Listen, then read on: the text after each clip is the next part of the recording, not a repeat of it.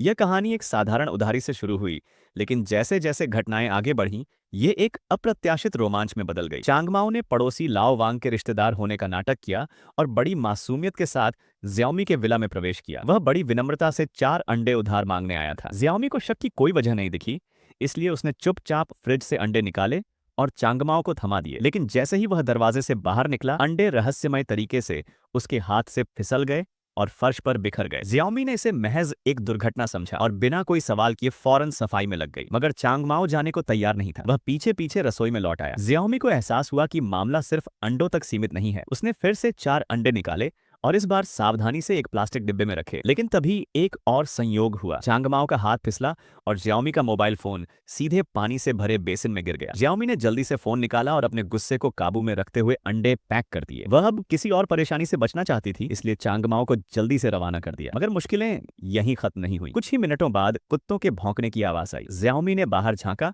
और देखा कि चांगमाओ लौट आया था, इस बार अपने साथी जियाओ शुआई को साथ लेकर। दोनों किसी साजिश में लग रहे थे। चुपचाप वे यार्ड के किनारे रखे गोल्फ क्लब की ओर बढ़े और बिना अनुमति उसे उधार ले लिया। इस बीच नदी के किनारे नाव सुधार रहे एक पिता पुत्र ने कुत्तों का शोर सुना और चौकन्ने हो गए। वे देखने आए तो सामने जियाओ शुआई को गोल्फ क्लब घुमाते हुए पाया। इस पर जियाओमी का धैर्य जवाब दे गया। उसने बिना कोई भूमिका बांधे दोनों को फौरन घर छोड़ने का आदेश दिया। लेकिन वे इतने आसानी से हार मानने वाले नहीं थे। अंडे गिर गए थे, हमें 4 और चाहिए, चांगमाओ ने बड़ी बेशर्मी से कहा। इतने में नदी के किनारे खड़े पिता पुत्र भी पास आ गए। जियाओमी ने गुस्से में पूरी बात उन्हें सुना दी। उसका पति अब और देर नहीं करना चाहता था। वह उन लड़कों को निकालने ही वाला था कि चांगमाओ फिर बोला, हम जाएंगे, लेकिन बस 4 और अंडे दे दो। जियाओमी जानती थी कि अगर वह उन्हें जल्दी से भगाना चाहती है तो उसे यह सौदा स्वीकार करना होगा। उसने आखिरी कुछ अंडे अपने पति को दिए और इशारे से लड़कों को सौंपने को कहा। लेकिन जैसे ही अंडे उनके हाथ में आए, अब जाओ और वापस मत आना। बाहर जाते हुए चांगमाओ और जियाओ शुआई के चेहरे पर अजीब सी मुस्कान थी, जैसे वे अगली चाल की योजना बना रहे हों। आदमी ने देखा कि उसकी पत्नी के साथ अन्याय हुआ है। गुस्से से भरा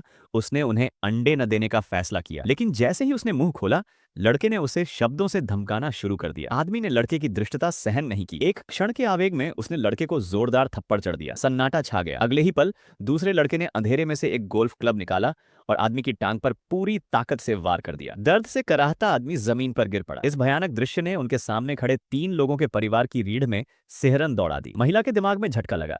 उसने आखिरकार महसूस किया कि उसका फोन गलती से पानी में नहीं गिरा था। अंडे उधार लेना सिर्फ एक बहाना था। यह सब एक सोची समझी चाल थी, 2 लड़कों द्वारा रचा गया जाल। और अब उनके चेहरे से मासूमियत के मुखौटे गिर चुके थे। उनके असली इरादे किसी बर्फीली हवा से भी ज्यादा सर्द थे। दोनों लड़कों ने पूरे परिवार को घसीटकर लिविंग रूम में बैठा दिया। महिला ने गिड़गिड़ाकर उन्हें छोड़ने की विनती की, लेकिन वे 2 क्रूर दरिंदे उसकी दलीलों से जरा भी विचलित नहीं हुए। उनमें से एक ने मुस्कुराते हुए खेल का प्रस्ताव रखा। एक घातक शर्त। नियम सरल थे, सुबह 9 बजे से पहले तुम तीनों मर चुके होगे। डर ने पूरे परिवार को जकड़ लिया। उनके दिमाग सुन्न पड़ गए। इससे पहले कि वे कोई रास्ता सोच पाते, लड़कों ने छोटे बच्चे को खींच लिया। उन्होंने उसके सिर पर एक सफेद तकिया रख दिया और खेलने लगे, बिल्ली और बैग। लेकिन खेल का मकसद केवल मनोरंजन नहीं था। वे माँ को तोड़ना चाहते थे। लड़का अचानक माँ की ओर इशारा करता है, तुम्हें अपने कपड़े उतारने होंगे ताकि हम देख सकें कि तुम्हारे शरीर पर कितनी चर्बी है। महिला कांप उठी। उसकी आंखों में आंसू थे, लेकिन उसके पास कोई विकल्प नहीं था। उसी क्षण छोटा लड़का किसी तरह छूटकर बाहर भागा और पड़ोसी लाओ वांग के घर जा पहुंचा, मदद की उम्मीद में। लेकिन वहां उसे सिर्फ वांग का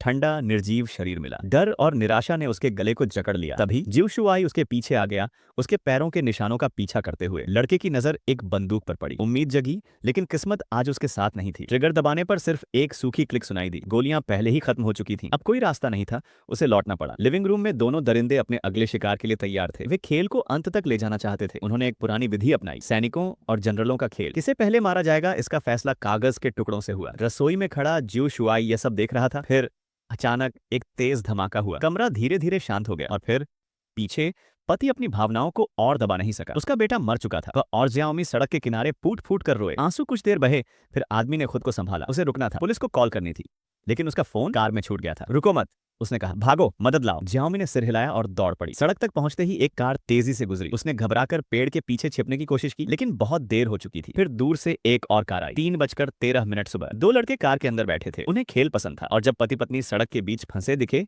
तो यह खेल और दिलचस्प हो गया। दया, उनके शब्दकोश में यह शब्द नहीं था। एक गोली चली, खेल खत्म। अपनी राय कमेंट में जरूर दें। ऐसी और दिलचस्प वीडियो देखने के लिए चैनल को सब्सक्राइब करना ना भूलें।